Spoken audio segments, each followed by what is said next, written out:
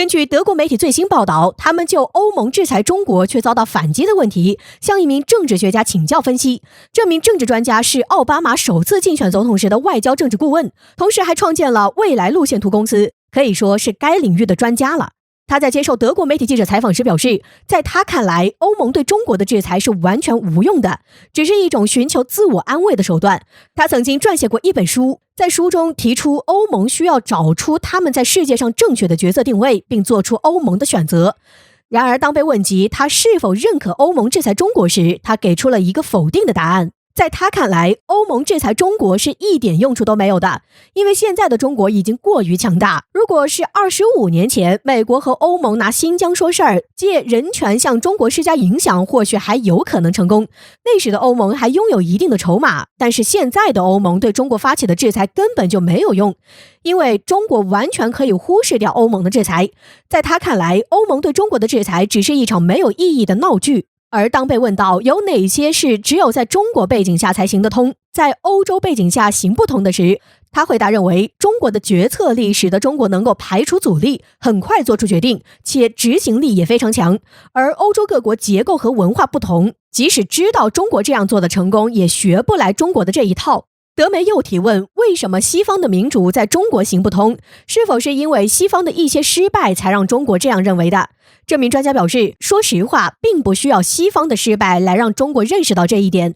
中国自身的经济增长就已经是中国自信的底气了。他表示，中国人每天都能看到自己国家的经济成功，也看着西方在过去15年到20年间的失败，但看着西方的失败并不是必要的，而且中国的发展方式也不像是过去西方的殖民方式，而是通过合作发展经济的方式。专家认为，中国实际上并没有要控制哪个国家的意图，只是想要用商品在市场上合作共赢，实现通畅的市场供应链。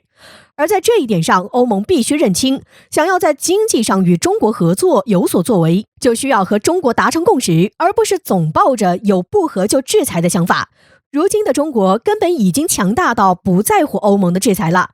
就这么操起制裁大棒，落下来时打到的可能会是自己。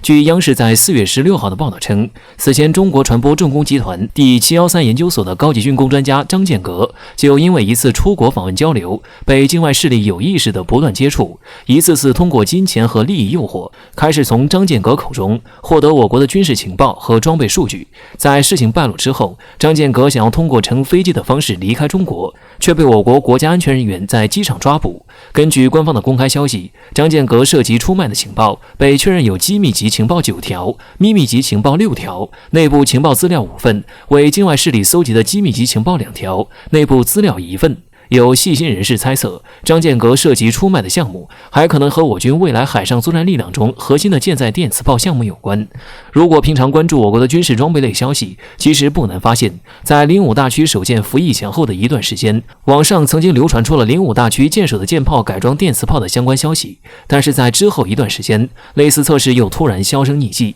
或许就和类似事情有关。而之所以猜测此事和张建革有关，其实是因为其所在的713研究所就是专门从事相关工程应用的重要研究部门，甚至张建革本人也多次发表过与电磁炮项目的技术论文。我军美国的舰载电磁炮研究论文的编者一栏中也有他张建革的名字。如果要说此人最能掌握到的、最熟悉的机密文件，莫过于我军的电磁炮项目。据了解，有相关人士透露，我国在2013年就开始研制电磁炮项目，当时国际范围内研制该项目的国家寥寥无几，很多难题无法找到借鉴对象。经过多年研究，舰载电磁炮系统装在了零五大区上，在渤海进行实弹演习，这是国际上罕见的户外实战测试。就实际情况来说，甚至超越了美军的研究进度。但经过测试以后，相关动向全部消失，不知道是出了什么事情，还是已完成实战化研究，只是因为机密问题彻底掩盖消息。值得一提的是，有分析人士怀疑，从我国的判决来看，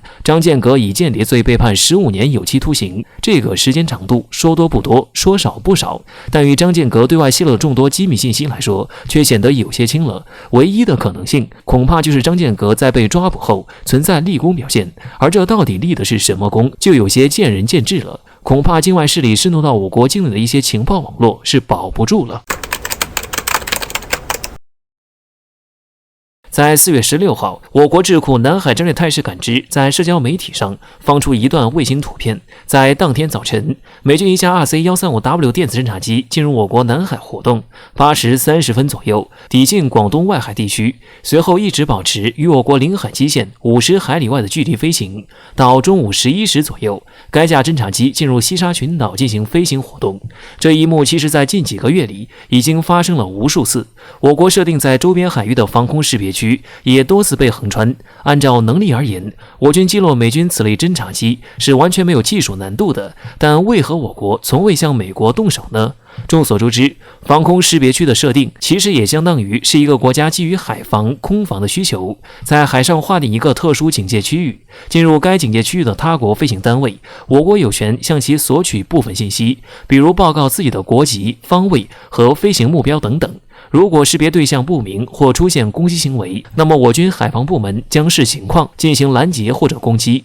如果按照这个标准来看，美军的军机行为反而构不成攻击行为，本身这个国际游戏规则就是美国人制定的，他们又如何会简单被中国抓到把柄？按照国际惯例，对于进入防空识别区的飞行单位会进行一轮敌意判定，比如说，如果飞行单位短时间进入却没有额外行为，那么防空识别区所有方会将其判断为误入和临时通过，此时不论飞行单位是否回应通话请求，都不会遭到攻击。敌意判断的另一种情况，则是进入防空识别区的飞行单位没有回应通话请求，并且没有听从劝告。如果飞行单位执意加速飞行，且飞行路线直逼领海线，那么识别区方面则有权第一时间击落。但是如果飞行单位的飞行速度没有变化，且没有攻击行为，且不存在入侵领空的行为，那么作为识别区方面，则是通过跟踪飞行的方式进行监视。美国人的军机行为大部分就可以归类到后者这一种。因此在相关报道中明确看到，美国人永远是在敏感区域飞行，却从没有越过开火底线，